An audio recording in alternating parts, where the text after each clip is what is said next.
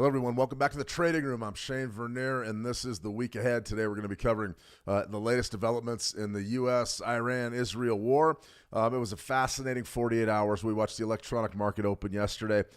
We were on to something during the overnight, the late night stream that we did as soon as the war kicked off last Saturday or late Friday night here in the States. But it was an interesting open, and it's something that Pat Camp over in the live chat here on YouTube mentions. He says, Shane, this market's not going the way retail traders think. And I always say that that's the markets. It's not as easy as just showing up and buying something and hoping that it works. You have to have great trade location. If you have good trade location, then you're insulated from a lot of the risk that a lot of the others take. And what we saw is we saw a gap up in WTI crude futures. I'm going to show you that. Then I'm also going to show you the gold market. And these gaps are very much in play. These gaps are going to be filled. It feels to me like we're waiting for the next shoe to drop. Now, initially, what happened is the United States and Israel, they had complete air superiority.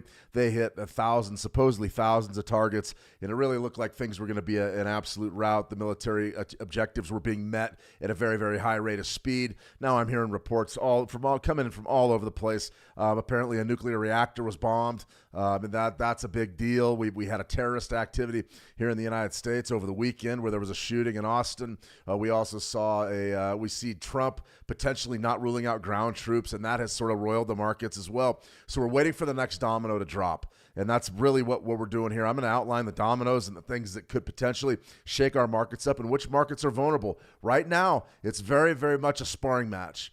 It feels to me like traders are just sort of going in easy, not unlike myself. I haven't done anything today.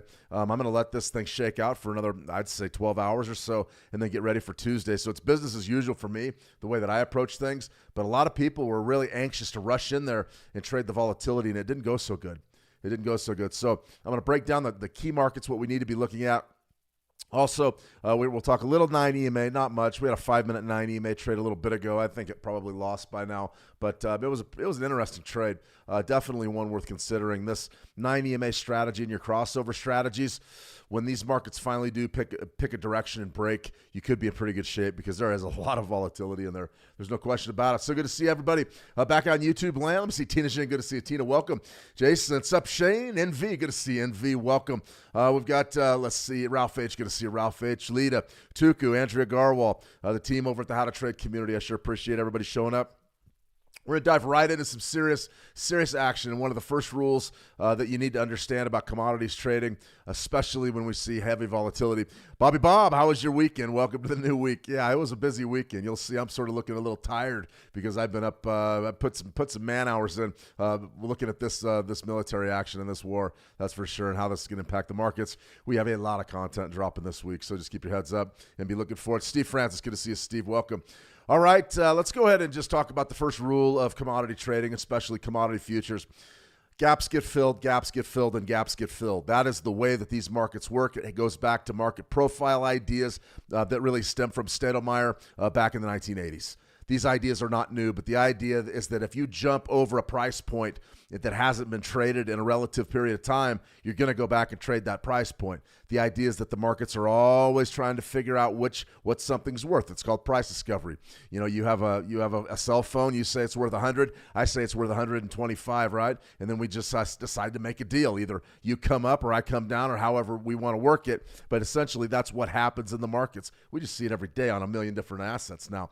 So right here, gold. This is gold futures. This is CME, COMEX gold futures, April 2026 contract. And you'll see we had a serious gap right here on the open. Yesterday, we opened up at about, well, the open was right up here.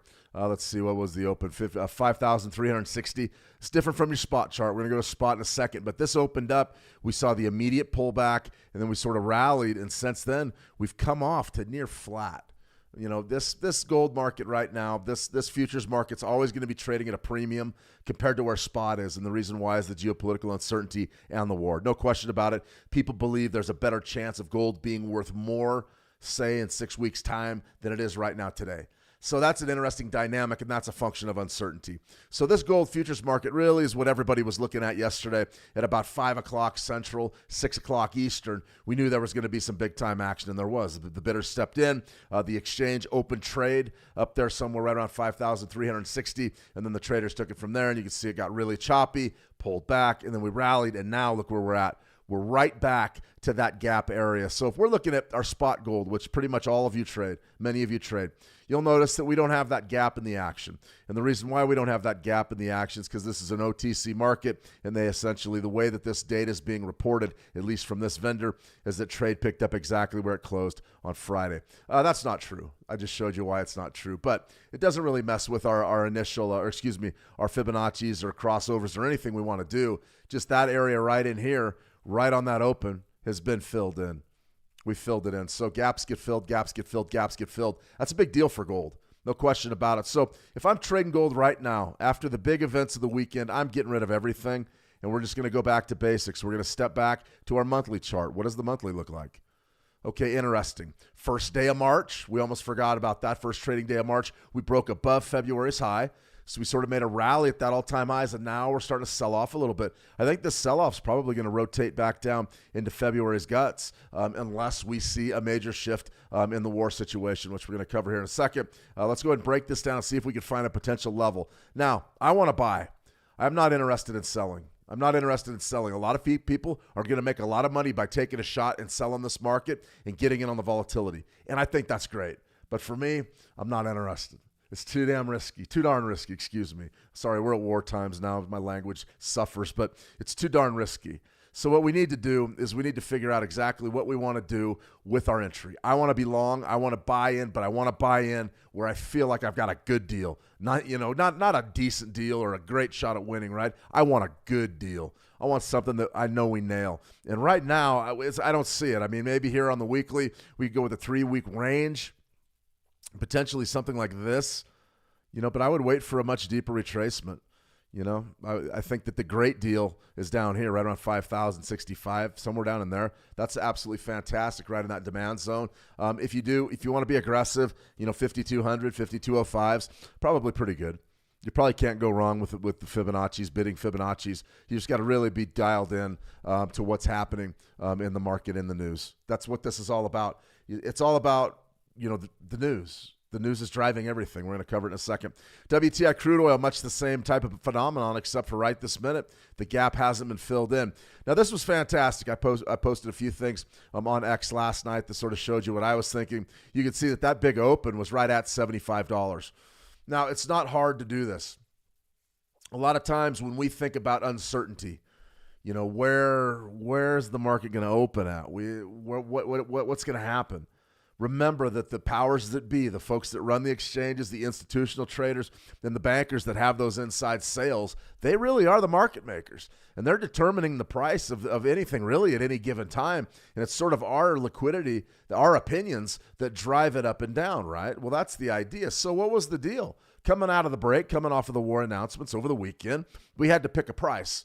And it wasn't like we took a straw poll where they asked me and they asked you guys, what do you guys think crude oil's worth? Well, I mean, powers that be came out and said, open it at 75 and see what happens. That is as easy as it was. That's it. Open it at 75 and we'll see what happens. Okay, what happened? You had a head fake to the top side, 75.33, and you completely reversed. Now, I know a lot of retail traders on that open bought it. I hope they took, the 25 pips profit that was there.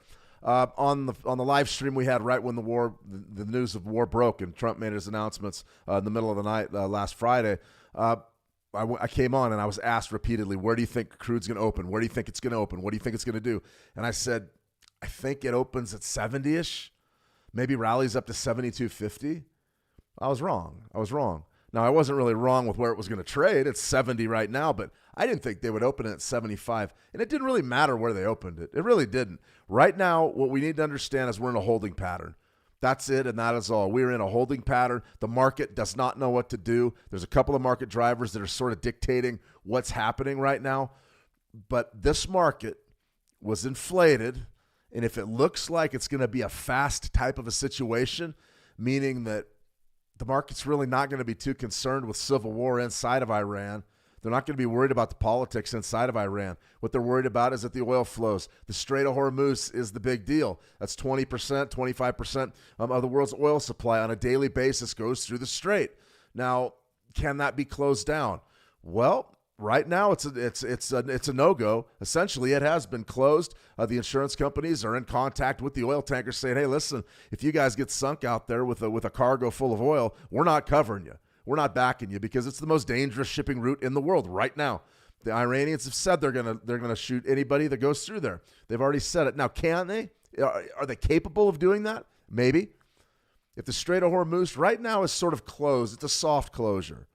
But if it's closed, meaning if you sink a couple oil tankers out in that strait, suppose I've heard estimates that it takes anywhere from 6 weeks to 2 months to remove those and open those shipping lanes again if you sunk an oil tanker or two tankers out there. So it brings all these other things into play. We were talking about ghost ships earlier this morning, ships that were sort of labeled as not being oil tankers, but they were carrying cargoes of oil. That's all fine and dandy in international waters. That has to do with sort of evading the global banking restrictions and taxation, stuff like that. That's pirate stuff. But when you're in the Strait of Hormuz, I mean, it's one of those things where right now Iran has the policy, if it flies, it dies. If you're sailing through there, you're going to get hit. And that's the bottom line. So that right there is why everybody's really worried about that choke point, that vital choke point going offline. We've talked about it for so many months, and now it's here. So for right now, for all intents and purposes, it is closed, but it's a soft closure. It's not a hard closure. It's like, well, maybe it'll be closed for a day or two. That's what the markets are thinking, and that's why you're trading right around $70. Now, is it a premium to where we were Friday? Absolutely. Friday, we talked a lot about the possibility of Iran war. We talked a lot about this stuff. And now we're up around 70, trading sort of sideways inside of just an absolutely huge range. So one of the ideas that I put out on X last night, and it was right after the open, we went really this low, this spike low from back on Friday, right up here to this opening high, and I said, this is going to be an interesting area. 62% is going to be an interesting area, somewhere right around 70. I was actually a little bit lower than that. Excuse me. It was down in here. But we were talking about 69.50-ish. You can go back and check the tweet on Shane V_Trader at X. But definitely interesting. Definitely an interesting market and one that we've got an opportunity to trade well. The real question is what do we want to do from here? Let's look at the U.S. oil contract. Remember, if you want to trade anything that we're talking about today, anything at all that we're talking about today, Go ahead, head on over to Switch Markets. You will be trading the WTI CFD over at Switch. I'll show you that in just a second over on MT5. But it's a big market right now, and everybody wants to trade it. There's no two ways about it. So if you're interested, be sure to check in with Switch. They can get you up and running with your WTI contract relatively quickly. So what do we have here? This is the U.S. oil chart. This is something that I was looking at last night, and I said I just drew a great big line through 672.50. And you can see that's exactly where we rotated. And then we sort of came off now. Right down here in this U.S. oil, you can see that your gap is right there, right in here. So gap area, right around 69. Do we sell off under 70? I think so. I think we're going to fill this in. Does that mean that we're done going up? No, it doesn't. We're waiting for the next shoe to drop. So let's go ahead. Let's back off to that daily chart and have a look, see if we've got a retracement. Shane, do you want to buy or sell? I want to make my mistakes to the long right now.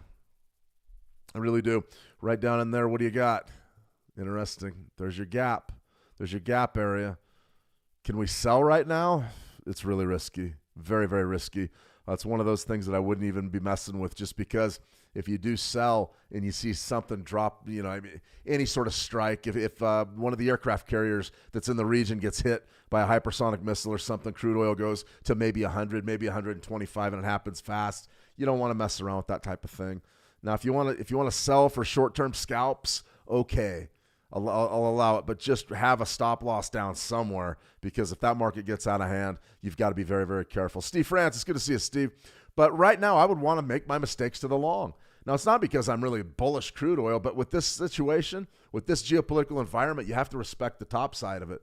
So for me, if I get a pull back down there to about 68, I think that's probably where we're going to be going long from, right down in there. And it could definitely come into play as soon as this afternoon. It could come into play anytime. But that area right in there is a pretty good one. The bottom of that gap zone, 62% on that daily retracement. I think that's a fantastic area to step up and maybe make a little bit of a commitment towards the top side. I like it. One thing to put out there that is interesting. Here's a trading dome. The trading dome's really calmed way down. I mean, it's moving around a little bit right now, and typically you don't see crude oil move in 3 and 4 pip increments, but compared to where it was earlier today and on yesterday's open, it's not bad. You can see right now your spread on a U.S. oil is 0.01, 0.02. That's very light for a U.S. oil CFD. I'm interested. I think it's a pretty good deal to be trading right now. It's not bad. Just if you do take a short side of this market, understand what can happen. I mean, you could see a major jackpot to the top side. You really could. So be careful. You guys know what you're doing by now with your risk. 1% to 3% on any given trade. These markets that are moving around the way that they are moving, they pose an extra risk gradient. You need to be able to understand that, and just understand that the big move, I'm not psychic. I don't know where the big move is going to come or when it's going to come or if it's going to come, but we understand the market drivers can send this thing to the moon, and it can happen fast. And I'm not talking about from 66 to 75. That was a major gap up. That really was. A close of right around 66 to 75. That's a big move. That's $9. That's a $9 premium because you have a new war to deal with. What happens if you sink an aircraft carrier? What happens if there's an attack in the United States, a major attack on a metropolitan area? Crude oil doesn't go to 75. It goes to 100. So I respect the top side of this market. I'm not sure that any of that's coming. Right now, the market's pretty calm. It really is. It's pretty calm. So there's a lot going on there and a lot of things that are absolutely fascinating market drivers. I've got some questions there. I'm going to cover those in just a second, but I do want to show you a couple things here on this. Here's your MT5 platform. And you can see we had an RSI sell, an EMA RSI sell up here that's not really performing very well. I would say that it's decent. But remember, check your email inbox. So your inbox on this platform, you'll notice that you get all sorts of messages. And this week, we're going to be doing some special live streams. I'm going to be doing a series that's just centered around what we've been talking about.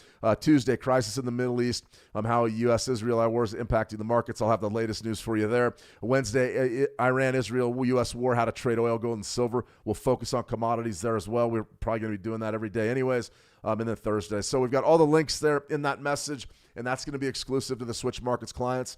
So you're going to want to catch that. Those are going to be at 13:30 GMT time. I'll be up bright and early covering these before the U.S. Open. That's going to be a great time to cover them. Definitely going to want to tune into those. If you haven't already, we're Switch Markets on YouTube. So you can check us out there and be sure to tune in. As far as our normal schedule, we will be available at our normal times, which is about 1600 GMT across all of our platforms, Forex Signals TV, How to Trade on YouTube, and those are going to be pretty good. Also on X and on Switch. So we're going to be going twice a day for a while here because this is going to be great trading. It's going to be fascinating time to be in the markets. So I welcome everybody to those. Be sure to check those out when you get an opportunity. Also, we're going to have the Switch Markets newsletter. It's going to come out a little bit later today. Well, it's going to be right before the U.S. Open, or the London Open, excuse me. So I'm going to be all over that. We're going to get that out to you. And, other than that, we're just, 24/7. That's the way that this week's going to be, especially when war breaks out. There's an old saying, money never sleeps. Money never sleeps. So I'm going to try to stay clean shaven. We'll see if I can give it a shot. Maybe get out to the gym. Maybe a little bit later today for a couple-hour break. But it's on now. It really is on. We have an interesting trade that sort of developed right here, and then I'll get to your questions. This was an interesting 9 EMA trade. 5-minute chart, NASDAQ, E-mini NASDAQ. Well, actually, it's based on that. This is the U.S. Tech CFD. The U.S. Tech CFD, and right now we're just sort of took a sell right in this zone right here, and nothing's really happened. So stop out point, relatively straightforward, right above this swing high, and we're going to see if we can get a little bit of bearish follow through, which many of us are expecting today. We're expecting the markets to finish in the red. Started out in the green. We'll start in the red, then traded to the green, and now we're back to the red. It's not a bad time to be trading a strategy like this just because there's a lot of volatility in there. There's a lot of volatility, and that can give you a chance potentially to make a little bit of money. And you can see this one's starting to come off a little bit in our favor, but I'm not overly optimistic. We'll see. Very, very tight trade. All right, let's see. I got way behind on the live chat, guys. If you have any questions at all, be sure to ask, and I will certainly do that. Let me see. Lewis, good to see you. Lewis, welcome. Pack Camp. Do you think oil hitting $150 per barrel is realistic with Trump anticipating the attack to be drawn out over 4 weeks? No, I do not. No, I do not. The only way that oil is going to hit $150 per barrel, and I saw those valuations back in Arab Spring in 2011 when we saw the really very similar activities, just without the U.S. airstrikes, but destabilization campaign in places like Egypt, places like, where was the other one? Gaddafi's place, Libya, up there in northern Africa. We saw oil go up to about 150. It was right in that zone, 130, 129, and our daily ranges were huge. No, I don't see that happening. I think the only way that you get $150 per barrel read, a couple of scenarios, and they're bad. So let's just talk about them. We could be looking at potentially large-scale terror attacks from sleeper cells here in the United States. That's definitely a possibility. We could also see somebody touch off a thermonuclear warhead. That definitely will send you to 150 overnight, no question. Even if it's just a tactical nuke, you could see that as well. I think that's basically what I see. From a conventional warfare standpoint, you don't ever want to jump the gun, but it really does look like Iran is in way over their head. And, we sort of saw the scattering of missiles all over the Middle East. We didn't really see any concerted efforts. It didn't look like there was any rhyme or reason to any of it. And so it didn't really look like a defense, a formidable defense. Now, I'm not saying that this thing's over, because it's not. Supposedly the U.S. is going to bomb for another 4 or 5 weeks. That's what Trump said earlier today. I don't know if they will. I think that might be overkill. We just know that the U.S. has about 4 to 5 weeks of munitions in the region. So I guess they're going to go shoot all the missiles. I don't know. But I do know that 150's reaching, Pack for sure. Let me see. Preyas, how do you trade the U.S. Let me see. How do you trade the USD to send potential trade ideas, and does it still send those? We put out actionable trade ideas at How to Trade. Yeah, never mind. How to Trade used to send potential trade ideas. Does it still send those? Yeah, I send one out typically every day, Preyas, and those are available in the How to Trade trading room, or if you go into the trading room and click follow on me, it'll get emailed out to you automatically, or if you just check the front of the How to Trade website, you can see exactly where our trade ideas are, and I'm actually going to do a few trade updates here in just a few minutes. Let me see. Proud Texan, how you doing, Proud? I'm bearish. Bullish on oil, though. Yeah, I'm not really either yet. I think that the oil thing is, the thing about markets is they slaughter people, slaughters as many people as it can. And I know for a fact there were some retail traders that just stepped up and bought. They just stepped up and bought crude oil yesterday saying it's going to go up. Well, it may go up, but you're probably going to get stopped out. I don't know many retail traders that can take a $6 draw, trading multiple contracts at WTI. I just don't see it. So if you wanted to take a trade, take a trade to the long, take a look at those levels we were just talking about. Those are absolutely key. Absolutely key. Let me see, packing up. It's amazing that with all these innovations, AI and billions, we still can't go past the Strait of Hormuz. Well, I mean, it's all about geography at the end of the day. It really is. I mean, look at this. Look at these strikes. This is old-fashioned firepower. It's just firepower. I mean, I think the Israelis sent in the opening rush, they had 200 aircraft. The U.S. had a ton as well. I mean, it's such an overwhelming show of force that, what do you do with it if you're Iran? Shoot a bunch of missiles off. It's what it looks like happened. No real rhyme or reason to it. I'm not convinced that we'll talk a little bit more about it in a second and give you some strategies and scenarios. Let me see. Tina Jing, right? Roughly 20% of the global supply, daily global supply. Absolutely, it's huge. That's how all the oil gets out of the Persian Gulf region.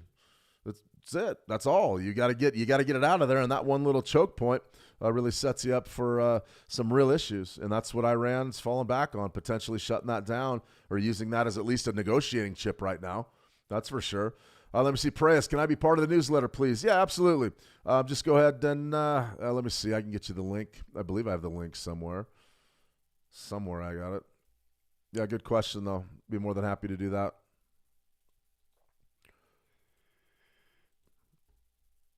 I'm going to drop that in the live chat over there on YouTube. There's a newsletter that's going to drop before the London session. Also, we'll put out a video that'll have all our picks of the week, our hot picks, and I'll be covering energies and metals as well. Let me see. How is spot gold looking like? It looks like profit taking has been going on. Yeah, absolutely. As when we talk about spot gold, we're talking about that XEU USD, and what you've got essentially is just a big sell-off off of today's high. It went up right to about 54 and a quarter, somewhere in there, and now we're down to about 53-ish. So, yeah, I mean, I would be looking to buy this market, but I'm in no hurry to sell it. Definitely coming off of those highs because the situation is sort of stabilizing already. It's really difficult, really difficult. Let me see. I just started learning how to trade using TradingView. Is there any tips you suggest, Bobby? Bobby, there's TradingView is a great platform. The best thing that I would recommend is just to, if you've just got the basic version, you can run one indicator, I think, one or two on your charts. Just pick a few indicators out, put them on there. Start looking at price action. Just put a little screen time in.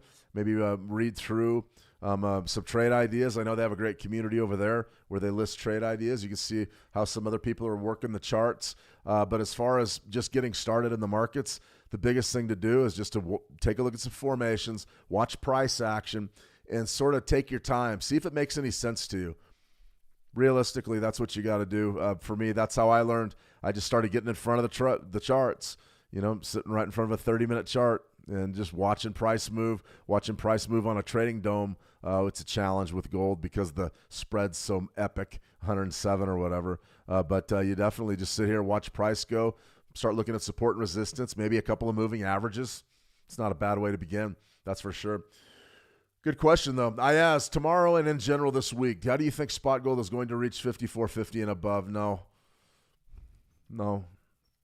We went right up to 54 and a quarter and sold off big. And now we're starting to trend down a little bit. I really like my support zone coming into play right down here at about 52, 52.05. I would love a long scalp off of that, maybe for $10, something like that.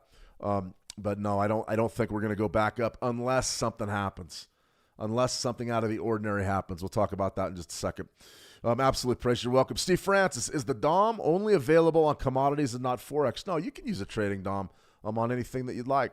So here's a trading DOM. As a matter of fact, I trade futures on it. But you can see sort of your issue here. So you've got Euro US dollar, right? So here's your DOM. And that spread is significant right now. It's about 1.6. That's really big for the Euro USD. That's really big. Usually that's about down around a pip, maybe even a half a pip or zero. A lot of brokers will offer the Euro USD with no spread and work a flat commission. But you could see that on a trading dome. It's not as easy because you could see how that spread is reflected in the pricing. But it's there, Steve. You could just just pick your Forex pairs and use a trading dome. Over on MT5, if you're interested in that, let's see. This is the US 30, but let's go ahead and you can just right-click here and just click depth of market. There it is, and that'll work just fine for a Forex pair as well. So yeah, I grew up on the Dome. That's how I learned to trade, was the trading Dome. The chart traders are pretty neat too, though. They really are. A lot going on there for sure. Let me see. Naomi Rising. Does the 13 EMA still get considered when using the Piranha strategy? The Piranha strategy was, what is that? The Piranha was just Bollinger Bands. There was no EMA in the Piranha strategy. That was just Bollinger Bands. The 13 EMA is sort of my go-to EMA, my EMA that I learned back in 2011, and it's my go-to. The 9's good, the 20's good, but the 13 EMA for me, I've combined it with my Bollinger Bands, which are 24 EMA, based on an EMA, high-low of 2, so a median, and 1.9 standard deviation. That's my own custom look at the markets. Bollinger Bands, 13 EMA overlay. Doesn't really have anything to do with the Piranha, but I like the callback to the Piranha, Naomi. Thank you. I haven't thought about the Piranha in a while. The Piranha, I believe, was 20. We can set up a Piranha trade right now. Let's go. That's a great callback. That's a good one. Let's see. Let's open the layout. I know I have a Piranha in here somewhere. Had one built. Got the pendulum. Oh, the Piranha. Great Britain Pound USD 5-minute chart. Trade some Piranhas. It's actually a nifty little strategy. It's not too bad. I kind of like it just because it's really simple. But you'll notice Bollinger Bands, I think we had them at a 12 based on a simple moving average close and a 2 standard deviation. You'll notice at that midpoint, there is no EMAs used in the Piranha. So right here, if we were going to trade the Great Britain Pound USD Piranha, we would be looking to buy right from that lower Bollinger Band. Very simple. You can see we sold up here at the top. Then we came down and got the winner here, and we'd be looking to buy right down there at 133.97, somewhere in that zone. And then you're looking to get 5, I believe, was it 5 pips to the top, and then you're risking 10, or was it 3 pips and you're risking 8, something like that. The Piranha, good one though. No 13 EMA in the Piranha, that's for sure. Let's see. Let me see. Zuba, I got a problem with the pattern finder, username, and password. Anyone can help. The best thing you can do if you're having a problem with the pattern finder, any of those EAs, is head on over to the switch markets. I'll show you right now. Head on over to switch. You go here, and you go right there to the live support. Click that bubble. Get in there, and you can get somebody on the other end of the chat that can help you line up your username and password to get those up and running. Probably for MT4, if I had to guess. Or I really need that for my MT5. Yeah, maybe do that with your MT5. Just contact that support. Go right here. Give that a click. Type in your inquiry. More than likely, they're going to have to reset your username or password to get you access to those EAs. That's for sure. All right, we've still got a lot to cover, guys, so I'm going to go ahead and get cracking here. The Piranha, though, that was a good one. Good callback. Love it. All right, so what do we really have going today? Well, we've got a lot going today. We got a trade update here in the Great Britain Pound Japanese Yen that I did want to cover because I think it may come into play maybe a little bit later this week. You can see we had a bid right there from the 38% retracement that we were looking at right around 208.50-ish. The actual retracement's at 208.31, but we were looking at 50 potentially to get a nice runner and a bounce off of this support zone before we took out the low right over here in February. So when I'm looking at something like this, I'm saying, well, is it still in play? And I'd say, yeah, it is. It is. So we almost got it. The low was 209.35, and we were down there at about 208.50, somewhere in there. But it was really a nice open to the downside. We had a real good chance at that. So I'm still watching that as the week unfolds and develops. As far as our other trade ideas, natural gas is a big one. Right now, everybody's wondering about natural gas. Now, there was a big news event. Iran did hit an LNG plant in Qatar and knocked all the LNG, liquefied natural gas, supply and exportation from that particular facility, knocked it offline. So we would be looking for a big move up in natural gas. Well, you didn't really get it. For as many headlines as I read about natural gas, you didn't really get it. I mean, you got a little bit of a move at about 3%. Okay, that's okay, I guess. But what you have developing here is just sort of a real tight day. We were looking at 2025's low, 2639 as being a potential entry there, or just above that, excuse me. I think that could come into play, especially if the situation starts to smooth out. Now, in this day and age, things move so fast. If things start to look like they're calming down by the midweek, expect some bearish action in some of these assets that have really been pricing this conflict in for quite a long time. Natural gas is part of that. So if we do get a little bit of a sell-off, remember, we're in March now. March, I'm probably looking for some bearish price action in natural gas as we go into the spring months. Definitely could be looking at something like that. Definitely could be looking at a pullback there. So I'm watching natural gas as well. It is a difficult commodity to trade just because it's thin and the volatility can be absolutely staggering. All right, here's our Week 10 calendar. We'll get up and running with the Iran war. That's going to be pretty much what we're going to be talking about every day, any developments. We don't know what's going to happen, so we have to stay frosty. But don't worry, we'll be all over it. Tuesday, FOMC members speak. That's sort of big tomorrow. Kashkari and Williams are both going to speak about what this war means, probably to the future of monetary policy. And you'll notice a very interesting thing happened since this war kicked off. What happened to the U.S. dollar? U.S. dollar is up about 1% today. Now, I've been incredibly bearish on the U.S. dollar the entire year. I still believe that the short side of this market is the one to be on. But we also talked about what would peace deals, what does war do to the United States dollar? Well, it typically sends it a bit higher.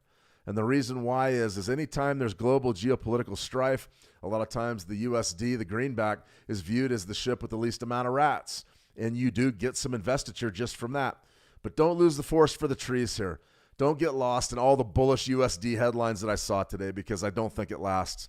If you wanted to sell anything, DXY rallies right up around 99.46. That's our 13-month EMA. You could probably step up and short that and be just fine with it. For me, I think that it's going to be a pretty good opportunity to get live in this market a little bit later this week. You'll notice I haven't covered much with Forex pairs just yet. We did have a big move in the Euro USD, though. I mean, it's not, let's not ignore some of the Forex action. I mean, that's a significant drop, I would say, wouldn't you? Look at that drop. About 1.4%. Went right down to 78%, which I believe was a monthly 78%. Yeah, weekly 78%. Let's go back to our weekly. And I know I'm moving fast, so if you get confused, just ask a question. I'll be sure to slow down. But right there, low is about 116.85. That's a big-time zone. I mean, that's a big-time zone. It's one that we had outlined from late last week. I really liked it. I said, this is pretty good. Now, I didn't know war was going to break out, but you could see that move today is huge. We didn't really do anything last week. I was trading rotation Euro USD futures, Euro FX futures all week long. It was a piece of cake. You just basically playing moving averages, playing range numbers. It was easy. Well, now it's not easy. Look how tight that week is last week. That was easy. Now we're going to have to start considering a trend, right? If you break beneath 78% and then head down to the downside, you're going down here. Check out this swing low, which is at 115.77. So for me, right now, I still maintain sort of a sluggish, bullish bias. Realistically, that's sort of the camp I'm in. I think that we probably reject 78 and the Bollinger midpoint, maybe trade in here. But it's all about war, and it's all about developments. And if certain things develop, if this situation escalates, then you're going to see the big move in the U.S. dollar where it may challenge some of those levels we just showed you on the DXY. And in order to get these rallies up around 101, 100, 101, you're going to need to see the Euro USD come off. It's a big-time zone, guys. It's a big-time zone, and we're trading there right now. Thanks for bringing up the Forex stuff because sometimes I get ahead of myself and I just go commodities heavy because that's my specialty. But the dollars, we knew it was going to be great trading this year, and it is. It is. Okay, so you got some FOMC members tomorrow. Wednesday is going to be the ADP non-farm employment change and EIA inventories.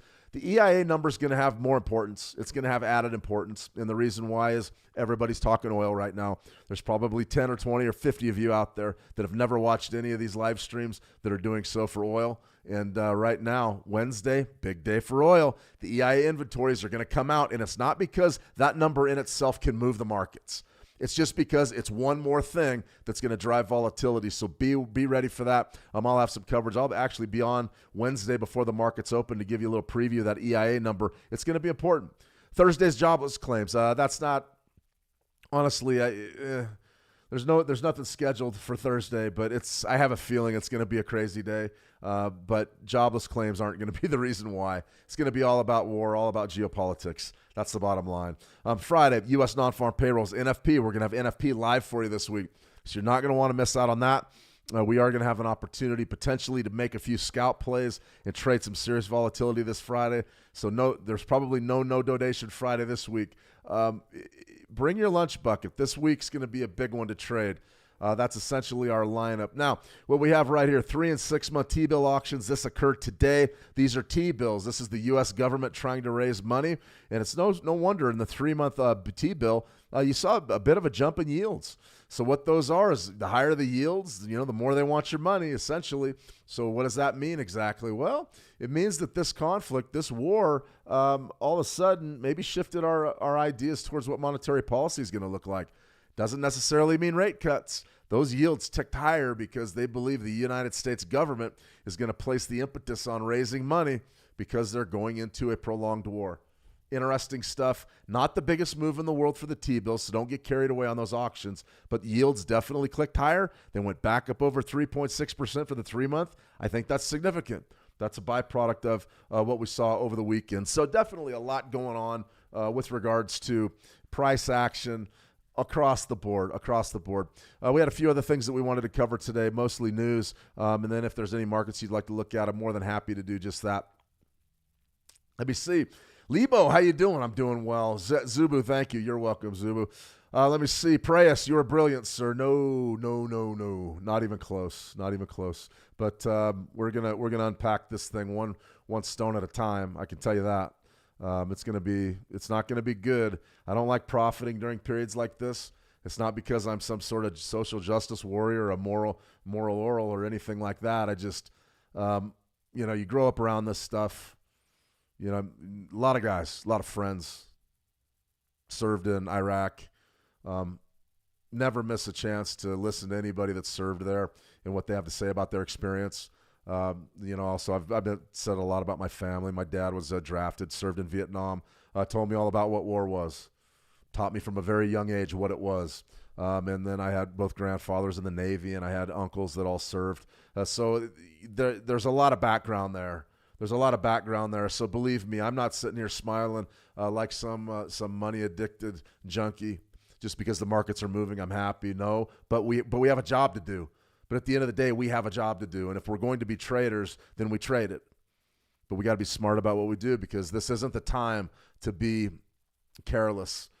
Can you do very well? Yes, you can. With this kind of volatility, yeah, this is probably the time to start trading. But be smart about that risk. Dial your risk in. Watch your trade locations. 1% to 3% any given trade. I'll look the other way on a 5% to 7%. Maybe if it's that great of a trade, right?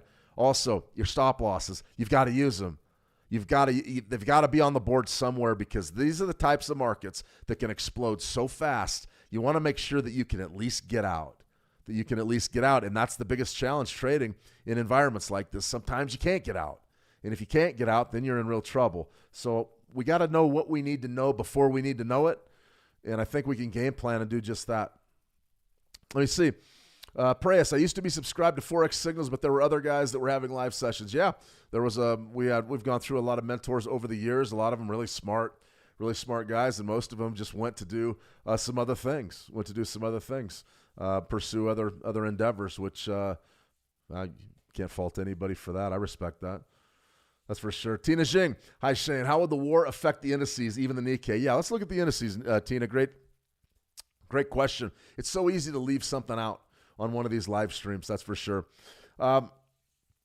Lebo, I just need your take on something. All right, let's look at the indices first, and then we'll dive into that question as well. Good questions. Tina, how would war affect the indices if it's a bad one, if there's surprises, if there all of a sudden the terror attacks that many of us believe are a real possibility in the West, not just the United States, but in Europe, places like London, places like Germany, places like that. You really know that a large-scale terror event in the Western world is going to shake the markets, and it's going to be something that could be a crash. There's no two ways about it. So that is definitely, I believe it's priced in right now. We're going to look at the volatility index. That's a great place to start talking about the indices. But I believe it's sort of priced in. Now, what could the war actually do to indices? If it turns into a prolonged event that looks like it's going to be a major drag on economic prowess, it could have a negative impact in the short run. However, the increased government spending that typically is undertaken on long-term wars can drive markets higher.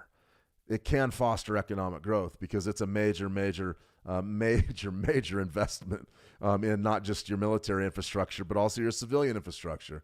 There's no two ways about it. If you take a look at what happened after 9/11 in 2001, as the markets essentially 2001, the towers fell, war was declared, and the United States basically went all over the world on their campaign, their war on terror. And that's all fine. And if you look at what happened to the markets as the monetary policy got looser, as interest rates went down and the government spending kicked up, and all of a sudden all of this money was being spent on the war effort, take a look at what happened to the U.S. economy. As we got up to that big bubble in 2008, 2007, and 2008, for a few years there, it was humming pretty good.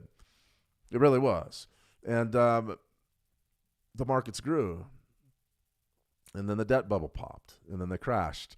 So the question you're asking is incredibly sophisticated. What I would be watching right now is for huge spikes in commodities. If you do see the big spike in crude oil, if it does go crazy because there was a major event, then yeah, that's going to hurt stocks. That'll create a panic, and that'll hurt stocks.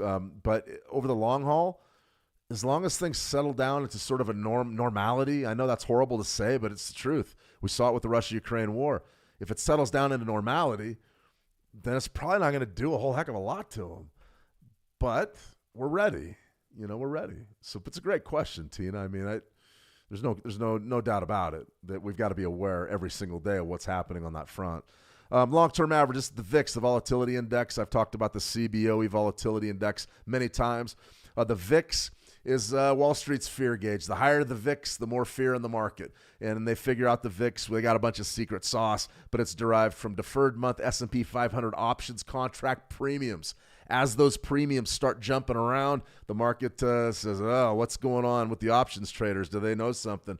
Essentially, they're pricing the S&P 500 a couple of months down the line. And when that starts going crazy, that means that there is some major questions surrounding the viability of U.S. equities into the immediate future. That's a very fancy way of saying, hey, when the VIX goes up, it usually means stocks go down. And when the VIX go down, it usually means stocks go up. So what do we have here? Long-term average, the LTA long-term average is right around 21. That's essentially what we're looking at. That's a pretty good barometer, sort of a line in the sand. A lot of folks say 25. A lot of folks believe 30. When we start creeping above 21, the risk profile of U.S. equities becomes elevated. And when it becomes elevated, you're in a situation probably that you're going to see a market fall as opposed to rise. Now, 21's not elevated. When we start to see something up around 30, that one right there was 28.99 back in October of 2025. November of 2025, right there at 28. This was the panic, the tariff panic of April of 2025. We were up around 60. That meant the market, the sky was absolutely falling. This spike right here in August of 2024, that's when the Japanese carry trade came unwound. There's a lot going on here that can drive this directionally. These are crashes. These really are crashes. Now, they didn't last very long, and that's one of the things. Look at this one. Back in 2024, only lasted a week. So remember, if we see something crazy like that, and we might, if we see something crazy like that, stocks are typically going to be hit. So if we're looking at, say, the U.S. 500, CFD, big picture, weekly chart, what do we got? First trading day of March, what's happening out there? We've got a war. We've got a new trading month. What? Not much. Not much. Trade so far, what are we up? 0.16. We're flat. People don't know what to do right now. As far as do we want to be long or short? Well, if you're looking at the S&P 500, you're definitely looking at 7,000. No question about that. That is the level. No question. So if I was a doomsday guy and I said, well, I think Iran's got a big secret, and they're getting ready to pull some shenanigans out west, maybe, or maybe there's a nuke we don't know about. We don't know.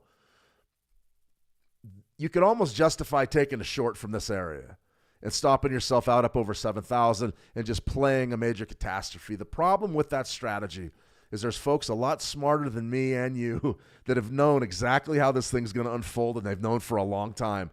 And stocks are still up there.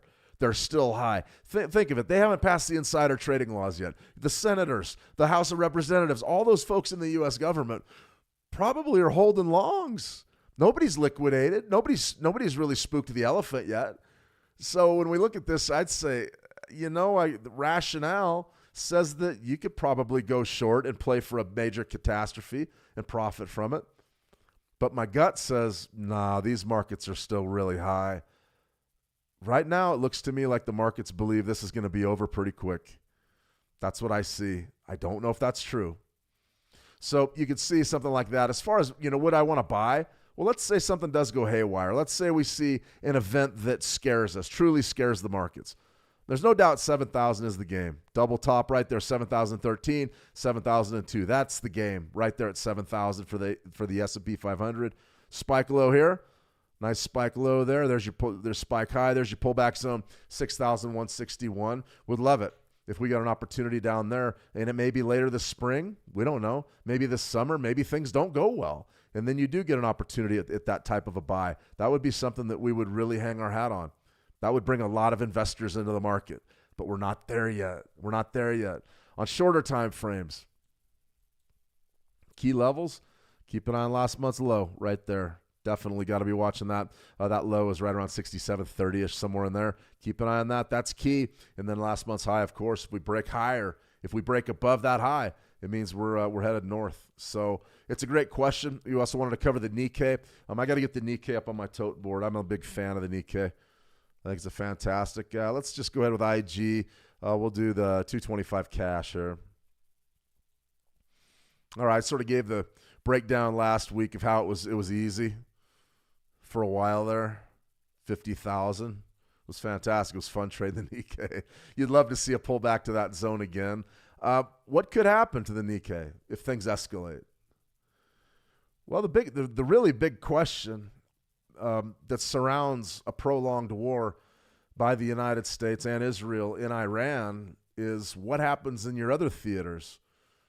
What happens in the Russia-Ukraine? What happens in China-Taiwan? Do these folks ramp up operations?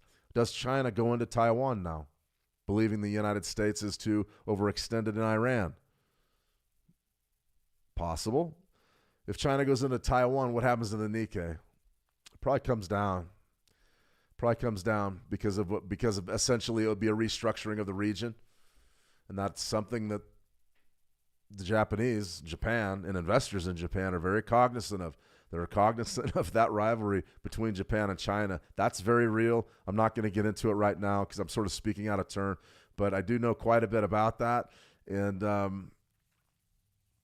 I think that would be the outlier for the Nikkei. Now, as far as what could economics mean, well, I mean, it's just BOJ stuff, U.S. dollar stuff, what we've talked about repeatedly forever and ever and ever. It's not an outlier. We know what monetary policy is typically going to do to the Nikkei. We may see a correction in the Nikkei, but odds are you're going to be headed up, especially probably later this year after all the interest rate cuts have been executed for the United States and the BOJ holds firm, and then we start to stabilize. Then you're probably going to see the Nikkei go up. But the outliers right now, with the world sort of feeling like it's teetering on the brink, anything can happen to the Nikkei. I expect big volatility. I expect great trading. All right, that being said, how would I be looking to trade the Nikkei?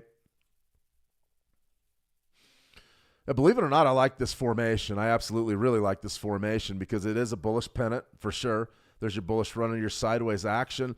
A nice Fibonacci retracement sequence can be built right from that spike low right there to that top right up at 60,000. 60,000 is key. And then where did we go? Where did we go to open the week? We went right to 38%, 56.8, 56.850, and we've bounced off of that. That's a big zone. So if you trade the Nikkei, keep an eye on that as downside support. Definitely want to keep an eye on that. I tell you what, though, Tina, you're not wrong. You're not wrong by looking at the Nikkei. You're not wrong. It's a darn good market, and it's a great diversification tool. That's for sure. Let's see, quick drink of water.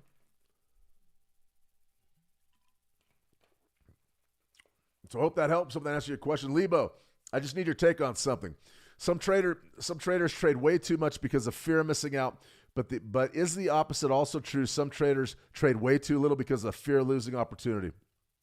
Yeah, I would be one of those people. That professional traders, guys on YouTube, they would say you don't trade enough. I remember my mentor, my uncle, he used to get on me all the time. He goes, you got to be more aggressive. You got to be more aggressive. You got to be more aggressive. And so this would be a day where I haven't executed a trade. I haven't taken a trade. And a lot of folks are going to sit there and go, how aren't you trading this? This is great action, especially for crude oil. Why weren't you short from 75? And the answer is I don't deviate from my plan. Monday for me is always a game planner, always. I don't care what happened. I don't care. It was a volatility. It's a great day. I don't care. My game plan is always game plan, levels, discipline. Watch what happens. Tuesday, Wednesday, Thursday is when I drop the pedal to the metal. So to answer your question, Lebo, yeah, there is such a thing as being too cautious. Now, there's difference between being disciplined and having analysis paralysis. I mean, if you have a system and a strategy and that market comes to you, you've got to make the trades. You've got to make the trades or else you're not going to get anywhere. So there is a fear of trading, and that usually happens after folks take a few losses, and there's like, and I've been there. Believe me, I've been there. But you get past that. After a while, you just have to keep trading and then manage your trades. Be aggressive. Get in there, take your trades, but manage them. Watch them. If you don't like what's happening, cut them off. Go on to the next one. You know, it's you don't have to be perfect in this game to make money.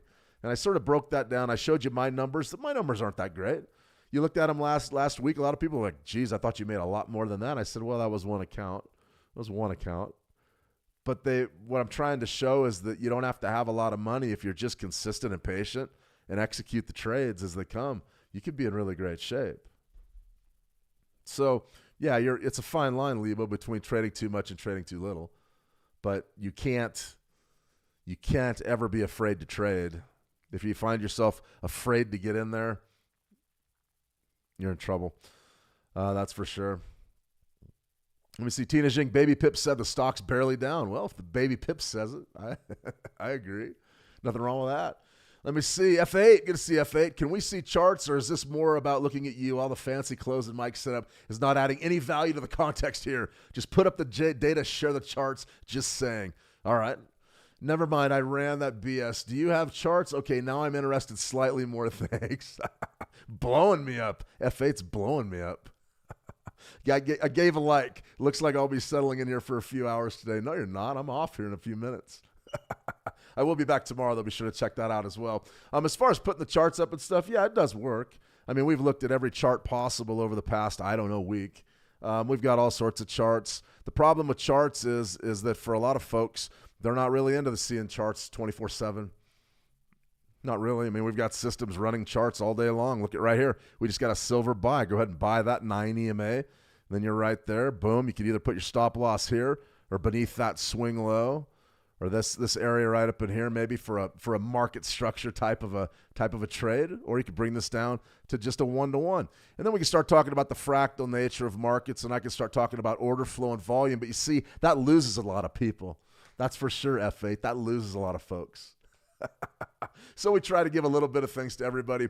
A lot of the folks that tune in really like the psychology, so I like telling the stories and bringing some psychology. A lot of folks like systems like this where they could actually just sit there and copy trade. Unfortunately, that's not the business I'm in. I'm not a signal provider or a coffee trade person, but I hear you. And it is tough. It's tough not to to really deliver to everybody. So I just sort of do what I want, and we try to service as many questions as we can and try to give a little bit of a feel of the systems end of it, the analytics end of it, and then also the news end of it. That's for sure. But good observations. I love the heat. Any comments are always welcome. That's for sure. Let me see. Team Marina, somebody's on the wrong channel if all they want to see is charts. I don't have any stress, F8. Don't worry about it at all. I appreciate it. Ralph H., I appreciate that, Ralph. Thank you. All right, guys, we're going to run through a few probabilities of the way forward here on the Iran story. You can see that's an interesting trade right there in silver. That would be a really tough one not to take. 15-minute chart, it's a buy signal in this environment. You're probably going to be in decent shape with that trade. As far as the stop loss goes, it is big. It is a big stop loss, but maybe you could adjust it and put it right beneath your signal bar there. That's a possibility. You just want to make a much tighter type of a trade. I would be looking to do something like that. You know, once again, silver trading beneath 90. You know, do you want to play the break above 90? It's definitely added risk. Maybe you put it right down there, right around 90. I mean, that's exactly where not the market profile guys, but the smart money concept traders would put it right in there. That's for sure. I don't know. All right, we got a few other things that we need to talk about here. Then we're going to go ahead and roll out. Trump outlines war's objectives, says the U.S. will easily prevail. I don't know. This is all hearsay at this point. We don't really know. 4 U.S. service members are confirmed killed in action. U.S. military leaders said more forces are headed to the regions. 3 U.S. F-15s crashed over Kuwait. Friendly fire incident, no casualties.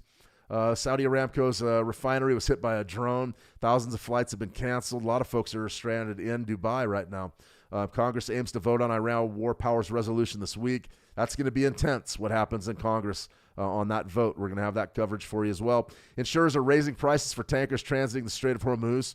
We just talked about that. Iran strikes Qatar's LNG, shaking global energy. It didn't really do much. It didn't. Natural gas relatively flat. U.S. war against Iran entered its third day on Monday with Joint Chiefs of Staff General Dan Kane, Raisin Kane, vowing to deploy more forces to the region. And that is what we need to know, more forces to the region. So, Trump and ground troops. The next question for us will be, is the United States going in on the ground? That's where we start to talk about some real war and real, it's not real war, I misspoke there, but a real divide here in the United States. Right now, this isn't very popular. This isn't overwhelmingly popular, what's happening. This is an election year. And ground troops, I would be surprised if they go in. But if they go in on the ground, and we talked about this during our overnight stream last Friday, it's going to be a fascinating time to be in the markets. That'll be one of those things that could really bring them off. Tina asked a little bit earlier.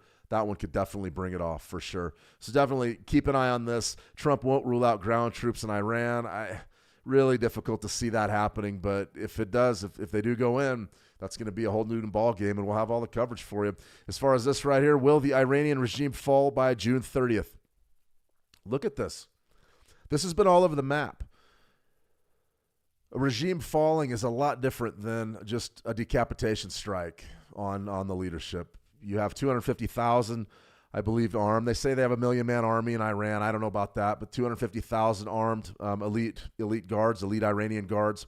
That's fascinating. You have a population of 93 million in Iran. That's no small feat. That's a lot of people. And, the idea is to try to avoid some sort of civil war here, but it's unpredictable how it's going to play out. A vacuum has officially been created there now.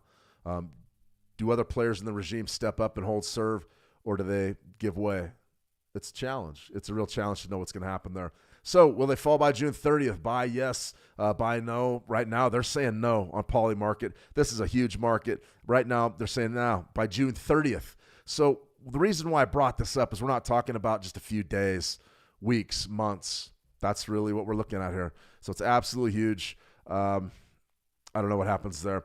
As far as this, will the Iranian regime survive military strikes? 66% say yes. So right now, the people that are, and listen, I know you're like, oh, these are just gaming markets somewhere. These are huge markets. There's people with millions and millions of dollars in these markets. They've been proved to be incredibly accurate. And what you're seeing here is the overwhelming sort of thought of what's going to happen right now. The common knowledge is that you're not going anywhere, that the next people in the regime are going to step up, and it's going to be business as usual. Wow. What does that do to the markets? What does that do to anything? I don't know. It sort of suggests that stability may be on the way. Maybe the next folks in the regime, maybe the regime stays in power, but they're more likely to deal with the West. Who knows? I have no idea what's going to happen. But that right there, that's surprising, because with that kind of military armament and the kind of talk coming out of the West and what they're planning to do for the next 4 to 5 weeks, supposedly, how could anybody in the regime be left? Yet that's what we're seeing. That's what we're seeing for sure. Let me see. Lebo, I'm embarrassed to say this, but I don't know how to use MetaTrader. That's all right. I'm strictly and only a TradingView user. I like TradingView. I go TradingView's all my analytics, and then I place trades on a different platform. I use TradingView for everything, and that's that Pine connector functionality. MetaTrader 5 is pretty good for entering trades. I like the drag and drop functionality that we just executed this silver trade. This is an interesting trade. It really is. But I can see where if you're an analytics person on MetaTrader 4 or 5, it's a bit of a challenge. That's for sure. Let me see, David. Good to see you, David. How do I combine time frames like the 4-hour, the 30-minute, and the 5-minute? Which one is for key levels and which one is for setups? How do I stop getting faked out? Okay, great question. And then we're going to have to go ahead and leave it there because we got a lot to do today. Let's just go back to our this is a good way of looking at it right here. Here's our Nikkei chart. David, one of the things that I always sort of preach on these live streams, and I probably shouldn't do it so much because it does turn a lot of people off, but that's okay. Multi-time frame analysis is absolutely everything for me. But I start with the larger time frames and I trade them on short ones. So as a general rule of thumb, the shorter the time frame a chart you have, the choppier it's going to get. So let's take a look at this Nikkei on the daily, okay? So you see you sort of have a choppy, sort of a doji range here on your daily, but you can see that you do have some nice price action and a pretty nice price wave there. Well, let's say you take this down to a 30-minute chart. What do you have? Well, you can start to see that during that, let me see, this would have been right around the Tokyo Open. Somewhere right in here. Yeah, right here. Well, that would have been that's not true. That's the Futures Open. But right in here, Tokyo Open, right? 30-minute chart, you can see just how choppy it gets. And then you get a move, and then it starts getting choppy again because the volumes aren't nearly as consistent throughout, a 24-hour period, say on a 30-minute chart. Whereas our daily ranges are going to give us a much greater picture of what happened. I know immediately by looking at the daily, I say, okay, it's a doji, it's choppy, right? Well, on the 30-minute, you may not always know that. You might have said, okay, well, here's the big move. All right, there we're trending up. Well, and then it stops, and then it reverses, and that's exactly how you could have got chopped out. So I always say that the longer time frames to me are more important, especially for identifying market state. Like my key support and resistance levels, monthly, weeklies, dailies, and then we go to intraday price action. So you've got a 30-minute chart here. We'll take it down to, say, a 5-minute chart. Now what's happening? Now it's ugly. No real direction there.